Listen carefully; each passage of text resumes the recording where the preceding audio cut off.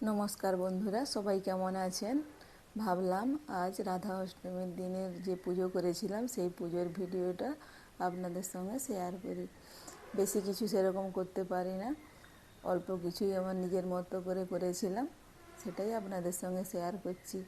তো প্রথমে আমি পঞ্চামৃত দিয়ে গোপুসোনাদের ভালো করে স্নান করিয়ে নতুন পোশাক পরিয়ে রেডি করে সিংহাসনে বসিয়ে দিয়েছিলাম। আমার কাছে যেহেতু রাধা রানীর মূর্তি ছিল না, ফটো ছিল, তাই গঙ্গা জল আর অগরু দিয়ে ফটো ভালো করে মুছে নিয়ে চন্দন আর সিঁদুর দিয়ে ভালো করে রাধা মাধবকে শৃঙ্গার করে সাজিয়ে দিয়েছিলাম। আর এখানে ফুলও রেডি করে নিয়েছিলাম। এগুলো সব আমাদের বাড়ির গাছের ফুল, কাঠগোলাপ, পদ্ম, লাল গোলাপ, জবা, অপরাজিতা, যা যা ফুল ছিল। আর এই ফুলগুলো সব আমি একে একে রাধা মাধবের মন্ত্র বলে রাধা মাধবের পায়ের কাছে সাজিয়ে দিচ্ছিলাম। আর একটা ঘিয়ের প্রদীপ জ্বালিয়ে আরতি করে নিচ্ছিলাম। এখানে আমি পঞ্চপ্রদীপ ইউজ করিনি, নর্মাল ঘিয়ের প্রদীপ দিয়েই আরতিটা করে নিয়েছি।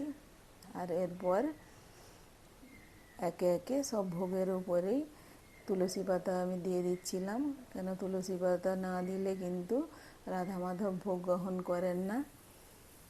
আর এদিকে আমি কর্পূর দিয়ে আরতিটাও সেরে নিয়েছিলাম। দেখুন, এখানে রাধা মাধবের পায়ে ফুলগুলো সব দিয়ে সাজিয়ে দিয়েছি, অপূর্ব সুন্দর লাগছে। জানি না রাধা মাধবের কতটা পছন্দ হবে, আমার কিন্তু মন থেকে খুব শান্তি হয়েছে। আর এখানে আমি ভোগ রেডি করেছিলাম, নিজে হাতেই ভোগগুলো আমি সব রেডি করে নিয়েছিলাম। তো বানিয়েছিলাম, যত সামান্যই বানিয়েছিলাম। তো এখানে প্রথমে বানিয়েছিলাম রাবড়ি, আর ভোগগুলো একে একে আমি রাধা মাধবকে নিবেদনও করে দিয়েছিলাম।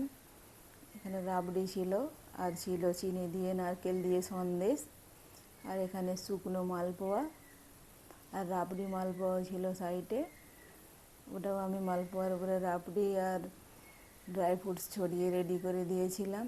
আর রাধা রানীর প্রিয় ফল দিয়েছিলাম আতা, সঙ্গে কিছু অন্যান্য ফলও ছিল। আর এখানে সুজির হালুয়া করেছিলাম, আর এদিকে চিঁড়ে ভোগটাও রেডি করে নিয়েছিলাম। তো এই সামান্যই আমি করতে পেরেছিলাম রাধা মাধবের জন্য। কেমন হয়েছে আপনারা কমেন্টে জানাবেন। রাধে রাধে।